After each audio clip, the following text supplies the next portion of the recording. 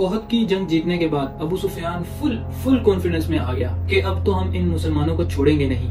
तो उसने पूरे अरब से 10,000 लोगों की फौज जमा करना शुरू कर दी और वो 10,000 इतने थे कि पूरे मदीना की आबादी, बच्चे, बूढ़े, औरतें, सबको मिलाकर भी इतनी आबादी नहीं बनती थी 10,000 की। काफिरों की इन तैयारियों का जब रसूलुल्लाह सल्लल्लाहु अलैहि वसल्लम को पता चला तो उन्होंने जल्दी ही एक मीटिंग बुलाई जिसमें सबको पता था कि लड़ाई तो बिल्कुल नामुमकिन है, इसमें कुछ और ही करना पड़ेगा। और इस मीटिंग में एक फॉरेन नेशनल सलमान फारसी भी बैठे हुए थे। उन्होंने एक एडवाइस दी कि मदीना तो पहाड़ों की वजह से तीनों साइडों से सेव है, हमें सिर्फ एक साइड को सिक्योर करना है और वो है मदीना की नॉर्दर्न साइड। और मदीना के अंदर जो यहूदी हैं वो तो हमारे दोस्त हैं, उनसे हमें कोई मसला नहीं है। तो अगर हम सिर्फ इस एक साइड पर एक खंदक बना लें तो तब हो सकता है कि लड़ाई का हमारे पास कोई चांस हो। ये राय सबको पसंद आई और डायरेक्ट खंदक बनाने पर काम शुरू हो गया। हर 10 सहाबियों को 120 फुट जगह खोदने का टास्क दिया गया और ये सारा काम इनको ऐसी हालत में करना था कि भूख की वजह से पेड़ पर पत्थर बंधे हुए थे। खंदक खोदने के दौरान एक बहुत बड़ा पत्थर बहुत कोशिशों के बाद भी टूट ही नहीं रहा था। तो सहाबा ने रसूलुल्लाह सल्लल्लाहु अलैहि वसल्लम को कहा कि ये तो मसला हो गया। तो रसूलुल्लाह सल्लल्लाहु अलैहि वसल्लम ने एक कुल्हाड़ी उठाई और उस पत्थर को जोर से मारा और कहा कि शाम, सीरिया मेरा है। और फिर दोबारा उस पत्थर को मारा और कहा ईरान भी मेरा है।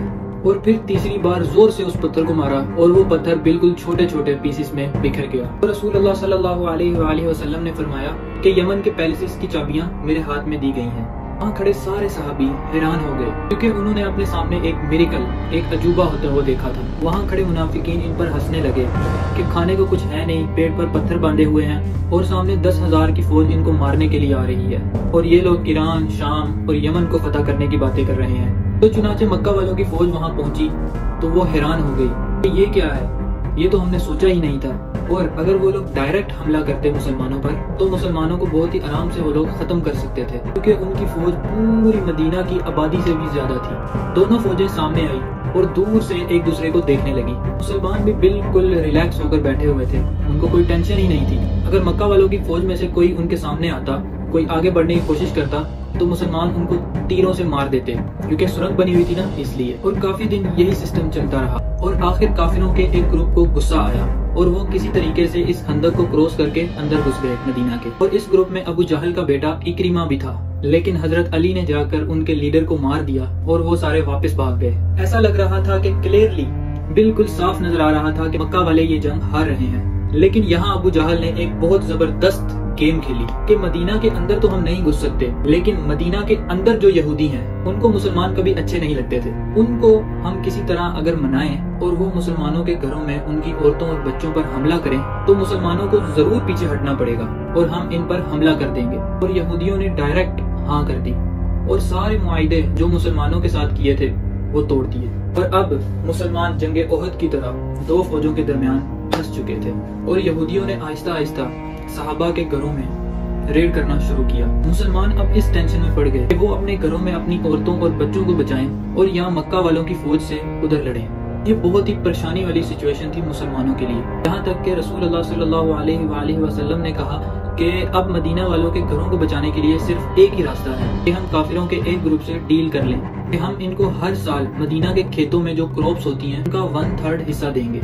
लेकिन सहाबा ने कहा कि अगर ये अल्लाह की तरफ से है तो बिल्कुल डील करते हैं, लेकिन अगर आप हमारे बच्चों को बचाने के लिए इतनी बड़ी कुर्बानी दे रहे हैं तो ऐसा ना करें, हम आखिरी दम तक लड़ेंगे। इतनी परेशानी वाली हालत में कि मुसलमान हौसला हार रहे थे, कहानी में एक बहुत बड़ा ट्विस्ट आया और एक बंदे की एंट्री होती है तो पूरी गेम को अकेला चेंज कर देता है। अगले दिन काफिरों की फौज में से एक बंदा आगे आता है और कहता है मुझे मोहम्मद से मिलना है। आप सल्लल्लाहु अलैहि वसल्लम के पास आकर उसने कहा कि मैंने इस्लाम कबूल कर लिया है, लेकिन इस बात का किसी को भी नहीं पता, बताएं मैं आपकी क्या मदद कर सकता हूँ। रसूलुल्लाह सल्लल्लाहु अलैहि वसल्लम ने कहा कि तुम जो भी कर सकते हो करो, हम बहुत मुश्किल में हैं इस वक्त। और उसने कहा ठीक है। वो सीधा गया मदीना वाले यहूदियों के पास और उसने कहा कि मक्का वाले बहुत ही बड़े धोखेबाज हैं, उनका साथ कभी नहीं देना। अगर उन्हें थोड़ा भी लगा कि हम हार रहे हैं तो वो तुम्हें यहीं छोड़कर वापस चले जाएंगे और फिर मुसलमान तुम्हें नहीं छोड़ेंगे। हाँ, अगर फिर भी डील करनी है तो उनसे गारंटी के तौर पर कुछ बंदे जरूर मांग लेना। अगर वो सच्चे हैं तो वो जरूर देंगे। इसके बाद वो सीधा काफिरों के पास गया। अबू सुफियान से कहा कि यहूदियों ने कभी किसी से वफा की है?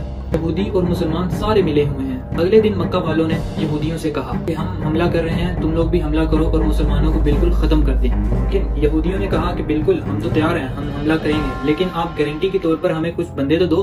तो मक्का वालों ने यहूदियों की बात नहीं मानी।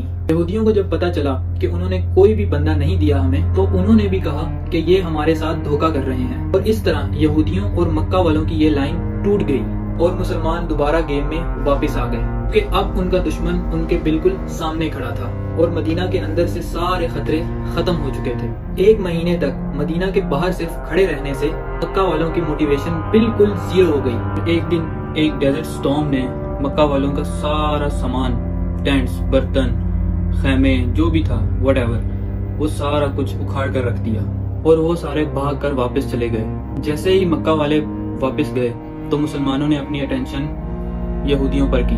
रसूलुल्लाह सल्लल्लाहु अलैहि वसल्लम जब मक्का से हिजरत करके मदीना आए थे, उन्होंने यहूदियों के साथ एक कॉन्स्टिट्यूशन बनाया था कि यहूदी अपने कानून और लॉ के हिसाब से रहेंगे और मुसलमान अपने कानून के मुताबिक रहेंगे। और यहूदियों के कानून में सिर्फ और सिर्फ इस गद्दारी की जो उन्होंने की थी, सिर्फ एक ही सजा थी कि उन सब के सर कलम किए जाएं। तो फिर यहूदियों के लीडर ने अपने लोगों को एक मशवरा दिया कि हम ऐसा करते हैं कि अपने औरतों और बच्चों को खुद कत्ल कर देते हैं और मुसलमानों से आखिरी दम तक लड़ते हैं। लेकिन किसी ने भी उसकी बात नहीं मानी। रसूलुल्लाह सल्लल्लाहु अलैहि वसल्लम ने साद बिन मुआद को फैसला करने का हुक्म दिया। साद बिन मुआद ने फैसला किया कि उनके बच्चों और औरतों को रहने दिया जाए और उनके मर्दों के सर काट दिए जाएं। यहूदियों के कानून के मुताबिक ये उनको सबसे कम दर्जे की सजा दी गई।